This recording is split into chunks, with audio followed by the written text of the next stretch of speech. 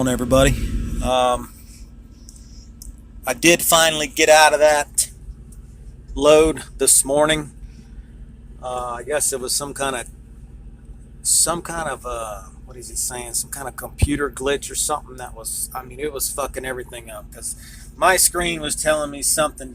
My Qualcomm was telling me like the dates and times, but when I would contact them, their shit was telling them different. Like I've already completed my final, but I didn't do my first two. I mean, it was all fucked up.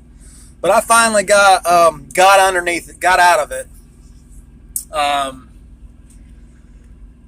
he did get me some extra pay for it, which is pretty. It was pretty decent. I'll take it. It's better than nothing. It's an extra $400, so I'll take it.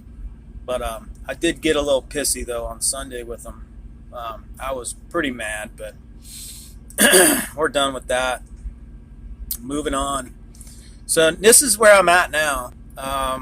It was a 264 mile deadhead.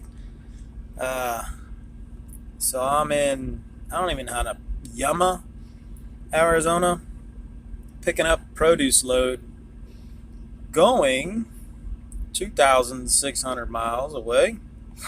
Good load. All the way across the United States, pretty much. Going to where the hell? Johnstown, New York, to deliver Saturday. I can't remember what time, but more than likely, I'm gonna push, try to do about 500 or 550 to 600 miles a day, and get as much as miles as I can, because normally loads like this for a single driver, a solo driver, they'll repower. So I want to take as much of this as I can. Hopefully I can get about 2,000 miles and then they'll repower me. That'd be a hell of a load. But yeah, not a bad run. Hopefully I get to keep it. If I run early enough, they won't take it from me. So there's no bullshitting around in this run. Just you run as hard as you can and as fast as you can, and minimal stops will guarantee you to keep your load.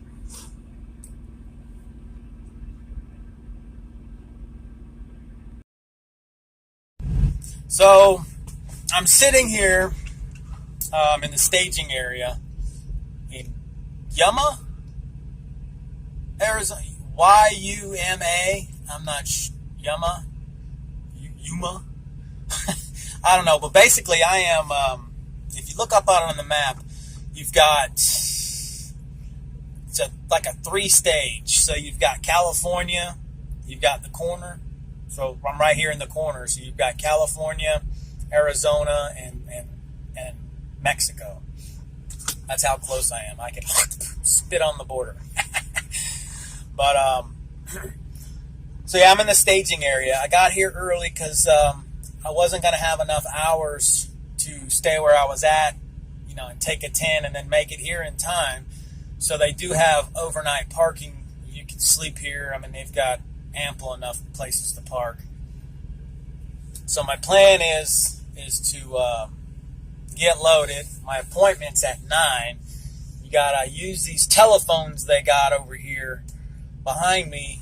You can walk over there an hour before your appointment. So mine's at 2100, so I gotta walk over there at 2000, which is 8 o'clock. Call and I guess give them my appointment information, pickup number or load number or whatever, trailer and all that shit. And then I'm sure they'll tell me to back into a door. I'm hoping. Or I'll give them my number and they'll call me later to say back into this door. I don't know. Either way, I made it here because I knew I wasn't going to have enough hours. I'm already started my sleeper. And I'll just creep on over there. It's just right behind me. And, yeah. Finish that out, hit the road, and get as much as I can done. Like I said, they normally don't give runs like that I've heard. They normally don't give runs like that to solo drivers. But I expressed myself to several people Sunday, and a lot of them were saying, it's not my fault, it's not my fault. And at that point in time, I didn't really care who I was talking to and what I was saying. You were going to hear me and hear my frustration. I was working on 10 days on that fucking load. I had 9 days. Today was the 9th day, and I about fucking had it. But they called the receiver in Tucson, and they agreed to see me today. Fuck, they only had 3 pallets, two and a half. You know, it was two pallets, and this maybe like 7-10 cases on one pallet. I mean, Jesus, I could have fucking offloaded that shit by hand, you know. But they agreed.